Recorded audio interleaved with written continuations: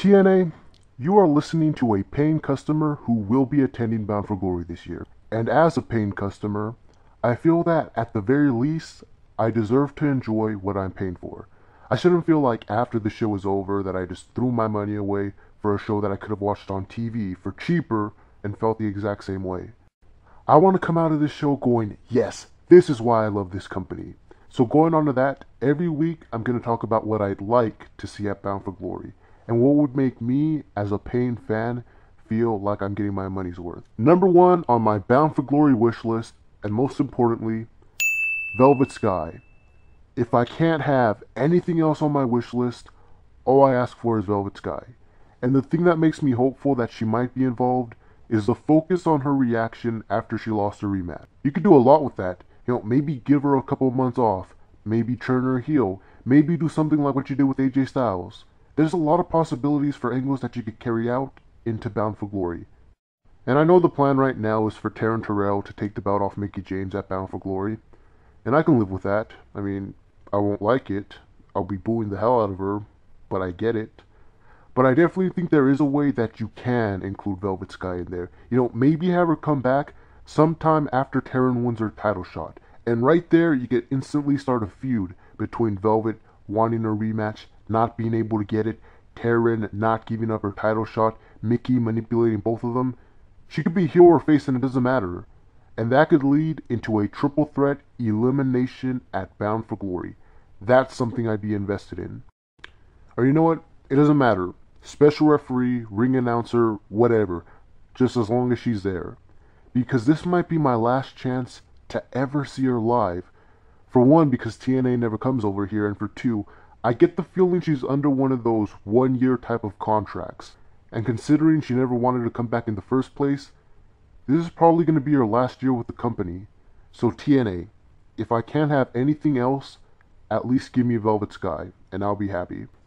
Now then, as for everything else, from here on out, I'm not going to talk about what's good for business or whether or not something makes sense or not.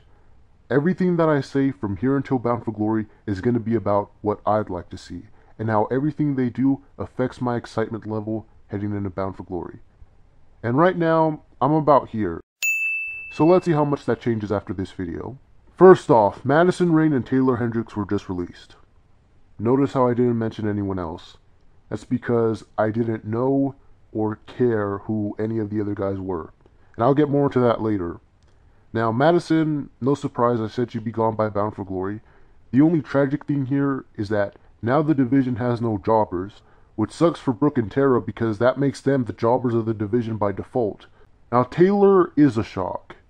She could have been either a good jobber or a good title contender, and either way would have done wonders for the division. Now, TNA has been in desperate need of new knockouts ever since Gail Kim butchered the division by squashing everyone and costing everyone else their jobs. Taeler was already recognized, easy available anytime TNA wanted, and I think she was as good as she was ever going to get by working in OVW. I didn't think she was ever going to be able to improve any more than she already was, unless she moved on to a bigger stage.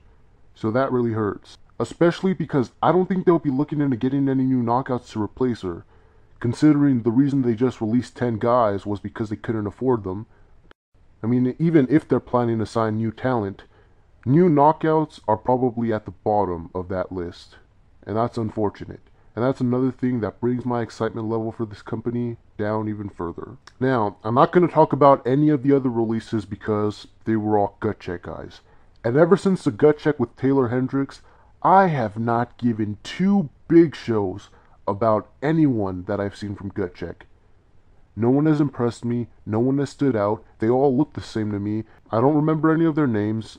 I can't even remember how many gut checks there have been. But last week, there was a gut check that finally interested me. Two guys that had looks, that had characters, that had potential, that interested me. Heath Slater from Tough Enough. That guy, if anything, could have made a really entertaining jobber. You know what's funny? I actually called him Heath Slater when he first debuted. And now, he really is Heath Slater. I mean, sure, the guy will never be a main eventer, but there was potential for a really good heel jobber right there. And the Big O. Loads of potential. He has the look. We know he has the character. He has a fan base. This is a guy that came from nothing and made himself into a recognized name. And he did have the potential to be a top TNA guy. You know, sort of like what Ryback was to WWE before he turned heel. Only Big O has more to offer in that he does have mic skills, he does have personality, and he is a guy that the fans can connect with. The only gray area for him is his selling, but that could easily be improved with a bit more work. So the one time that I actually care about Gut Check, and TNA rejects them both, I was actually excited at the possibility that I might get to see the Big O at Bound for Glory. Because I think you probably could have had him in some type of an angle by then. You know, maybe against Robbie E. Maybe big man versus big man against Rob Terry. That California crowd would have been all over Big O. So again, another disappointment. And I guess it wouldn't have mattered anyway. I mean, they've had like 10 gut checks and only 2 of the winners that have ever made it to TV. As for everything else, honestly, I don't care about anything else. Everything is just meh to me. You know, the Bound for Glory series, it's good. I just don't care about it because I know AJ Styles is going to win it. And AJ Styles versus Bully Ray doesn't sound like a match that would appeal to me. I mean, it makes sense. Other people want to see it, that's fine. But I'm not one of those people. There is one outcome that I'd like to see out of the Bound for Glory series. But I'll get more into that next week when I have more time, since I don't like these videos to go over 10 minutes. The whole Austin Aries and Chris Sabin angle, that had my interest last week. I was like, yeah, this could be really interesting, because I hear they want to do Hogan versus Bully Ray at Bound for Glory. And strangely, I'd actually be interested in that, just because I'd get to see Hulk Hogan wrestle for the first time. And Austin Aries versus AJ Styles sounds like a match that I actually would care about. But then this week happened. Sabin won it back for no reason, because we know he's not going to win the title. I guess they weren't going to let Austin Aries win it anyway. So they were just like, well, there's no point in having the same guy win it twice. Might as well give someone else a chance. The thing about Chris Sabin is, I don't think this is going to do anything for him. And I guess you could say that's a good thing because he's been with the company for so long and he's never had a world title shot. So this could be a way of giving back to him for all the hard work he's done for the company. But at the same time, that's all this is one title shot. This isn't going to launch him into the main event. This isn't going to do anything for his career. But that's about it. Just like that, my interest in Bound for Glory just went down the drain even further. So that's my status on Bound for Glory as of this week. Not so good right now, but there's still 3 months left for that to change.